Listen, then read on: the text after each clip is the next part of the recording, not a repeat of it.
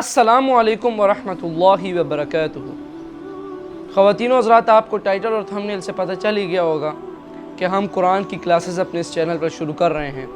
इंशाअल्लाह आप लोग मेरे साथ जितने भी फॉलोअर्स अल्हम्दुलिल्लाह 3K फॉलोअर्स होने वाले हैं, ये 3K तमाम इंशाअल्लाह हमारे साथ जुड़े रहेंगे कुरान की क्लासेस में।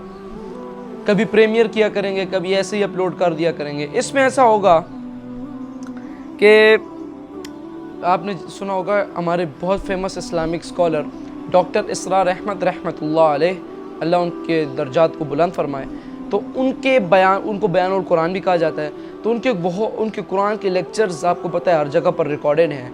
तो हम उनकी अल्हम्दुलिल्लाह से लेकर सूरह नास तक तमाम जितने भी उन्होंने कुरान को बयान किया तफसील से, मैं भी सुना करूँगा। असल मकसद क्या है कि मैं भी कुरान को समझ कर पढ़ूँ और आप लोग भी मेरे साथ इस नेक काम में शामिल हो जाएं। इसकी मेन वजह ये भी है कि अगर आपसे कभी क़यामत के दिन आपसे अल्लाह ने सवाल कर लिया कि तूने इस बात पर अमल क्यों नहीं था, कोई बात हो अल्लाह पूछ ले, हम कहेंगे हमें पता नहीं था। अल्लाह कहेगा कुरान में मैंने फरमाया था, तूने कुरान को सिर्फ तिलावत किया, तूने उसको समझ कर नहीं पढ़ा और उस पर अमल नहीं किया, तो तुझे इस बात का पता नहीं लगा, तो ये तेरी गलती है।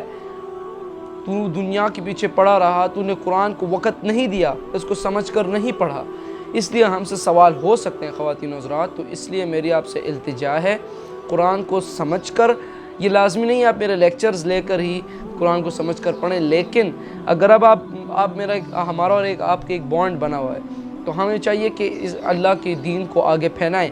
तो फैला क्या, कैसे? हम कुरान को भी समझें, कुरान को आगे पढ़ें, ताकि आप लोगों को हर एक चीज़ पता लग जाए। डॉक्टर इसरार अहमद रहमतुल्लाह अलैह वो उन स्कॉलर्स में उनका शुमार है जिन्होंने अल्लाह के निज़ाम को बहुत ज़्यादा प्रमोट किया है कुरान के ज़रिए, हदीस को सामने रख कर भी। तो आप उनके बहुत से लेक्चर्स सुन सकते हैं। तो स्टार्ट करते हैं। अभी कुरान का शॉर्ट से इंट्रो दूंगा, आप मेरे से जुड़े रहिए, क्योंकि वो देना तारुफ कुरान करना पहले ज़रूरी है।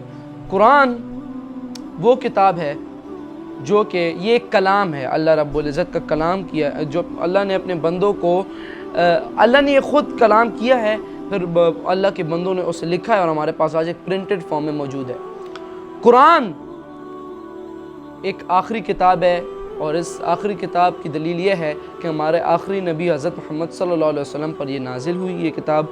क्यों? इसलिए ये भी एक आखिरी किताब है, इसके बाद कोई किताब नहीं आनी और इसके बाद कोई नबी ने भी नहीं आना है। वही का सिलसिला भी बंद हो गया, क्योंकि आप सल्लल्लाहु अलैहि वसल्लम आखिरी नबी और उनके बाद नबी नहीं आना, इसलिए वही का सिलसिला भी बंद हो गया। कुरान मजीद में टोटल 114 यानी 114 सूरतें हैं, जिनमें से 86 सूरत जो हैं वो मक्की हैं और 28 सूरत जो हैं वो मदनी है। 86 और 28 को प्लस करें, हमारे पास 114 बन जाता है ऑटोमेटिकली। कितनी है? 86 मक्की और 28 जो है हमारे पास मदनी सूरतें हैं। 86 मक्की, 28 मदनी सूरत। ठीक है। मक्की सूरत से मुराद कुरान का कुछ हिस्सा हिजरत मदीना से पहले नाजिल हुआ, उसे हम मक्की कहते हैं, मक्की सूरतें। और जो हिजरत मदीना के बाद नाजिल हुआ तो उसको हम मदनी सूरत कहते हैं। बाकी ये हक़ और बातिल में फ़र्क करने वाली किताब है। इसमें तमाम दुनिया जो आलम इस्लाम में जितने भी लोग दुनिया में मुसलमान हैं उनकी इस्लाह करने वाली किताब है। कुरान से हम हक़ और बातिल में फ़र्क कर सकते हैं, मैंने पहले भी आपको बता दिया।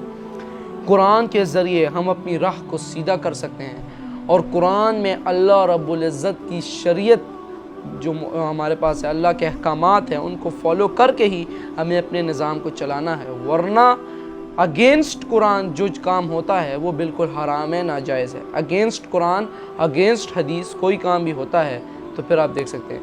तो कुरान अल्लाह रब्बुल इज़्ज़त ने वाज़ह, इसमें कुछ अल्लाह रब्बुल इज़्ज़त के फतवे भी मौजूद हैं जो अल्लाह रब्बुल इज़्ज़त ने बराह रास्त अपने बंदों से किए हैं, वो भी मौजूद हैं, जो कि इंशाअल्लाह आपको तफसीर में आगे पता चलता जाएगा।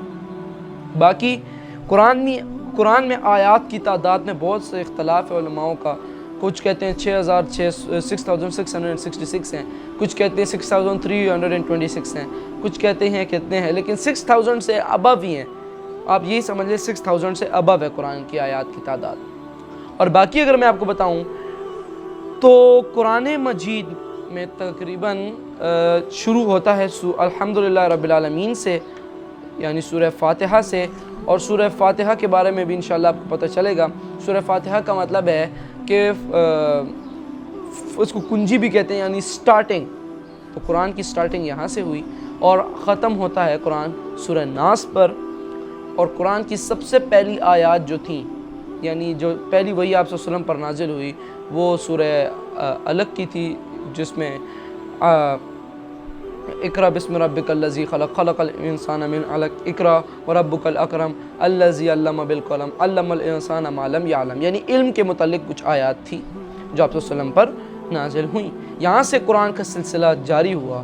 قرآن کاتب اللہ آپ صلی اللہ علیہ وسلم پر نازل کرتے اور آپ صلی اللہ علیہ وسلم اس کو پڑھ کر یہ حفظ کر لیتے، پھر اس کے بعد کاتب وحین سے آپ صلی اللہ علیہ وسلم قرآن کو لکھوا لیتے، اور آج ہمارے پاس یہ قرآن اس پرنٹڈ فارم میں موجود ہے۔ آپ دیکھ سکتے ہیں قرآن مجید ہمارے پاس موجود ہے۔ انشاءاللہ اس سے ہم اپنے لیکچرز لیا کریں گے۔